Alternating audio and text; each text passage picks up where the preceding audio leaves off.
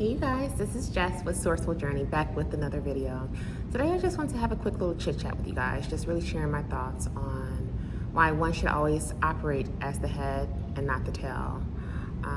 I think simply having that mindset when it comes to going into any everyday dealings, it could actually take you far, but in a positive way. So without further ado, we're gonna go ahead and jump right in here. When stepping into a scenario as the head and not the tail, I feel like that gives a person a sense of confidence, a sense of strength. Just gives off this energy that you're fearless, maybe a little bit ferocious too, but for good reasoning. Operating like you're the head can give others the perception as well, because again, after all, it is all about perception, that you are one to not be played with. You know, and there's a way you can approach it, just depending on what works best in terms of your personality type as well. I can't tell you the number of times where I've came into certain scenarios with people where they would think, oh, she just seems so sweet as pie. You know, very angelic-like, which I am, to an extent. So that's where, you know, when you need to shift gears, as I like to call it, if you need to shift gears and shift into a different mode, you can do just that.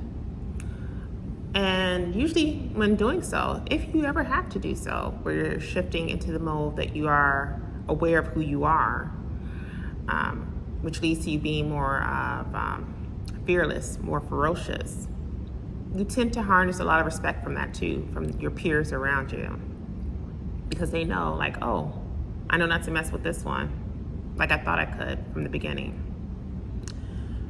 It's unfortunate that you have to sometimes be that type of person to do that. Again, use myself as an example. I've often encountered that quite a bit throughout the years, where I am truly one that could be the sweetest individual, or one of the sweetest individuals in the room. But yet some people would take that as kindness for weakness.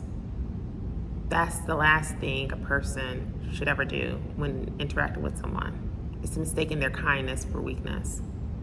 Because that can actually, in a sense, wake up that beast in them.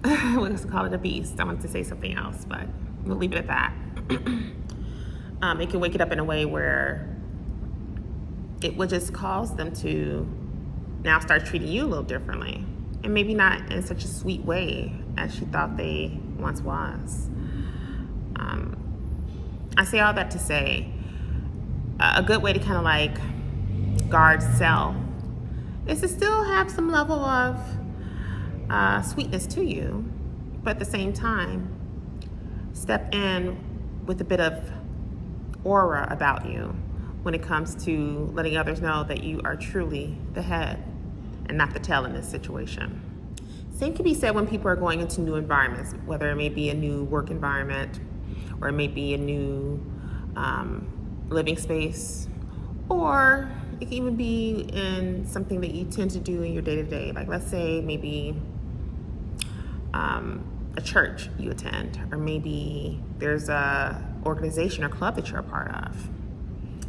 You know, you can have a lot of people around you who are like hyenas, and they're always picking at you, nagging at you. Not picking like poking fun, you know, because we're all adults here, right? At least I would hope so. But I mean, picking at you in a sense just to see how far they can go. And a lot of times it takes just that to wake up the lion, to wake up that beast within you. A lot of times people are startled by it. A lot of times people are shocked to see it. But then you have to ask yourself, and really just maybe ask them, what did you expect?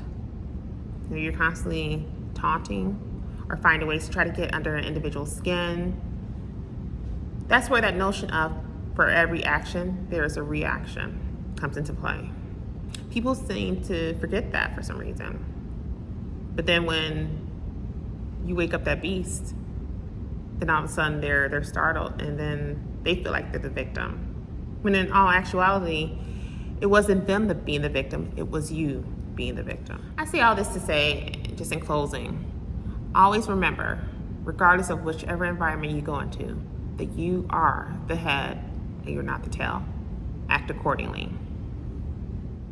And that is all for today's video. I want to hear you guys' thoughts about that. Think of a time where you may have come off as sweet as pie, but you had to shift gears to remind people about who you are. That you are that beast. You are that lion. You are the head and not the tail. And they need to respect that. Give me some examples of that. You guys have really been ramping up here in terms of contact on my other platforms. I definitely appreciate that. Again, I've noticed there were a few instances that there was like the WhatsApp messages in the section below my videos. So every time I catch those, when I get a notification, I do make sure to remove them immediately. So rest assured, I will keep my eyes peeled for that if I see any more that pop up, okay? Now also, as always, I do have consultations that are still open. We're getting ready to go into a new week. Definitely take advantage of that if it is something that is of interest to you. If you are having any issues with scheduling the consultations on the calendar through the link below, just reach out to me on the other platforms. I do respond to the messages as well. And yeah, I can just then go ahead and schedule it on my end manually. So in that case, as always, you guys, I'm definitely sending you with love and light, and I'll see you in the next video.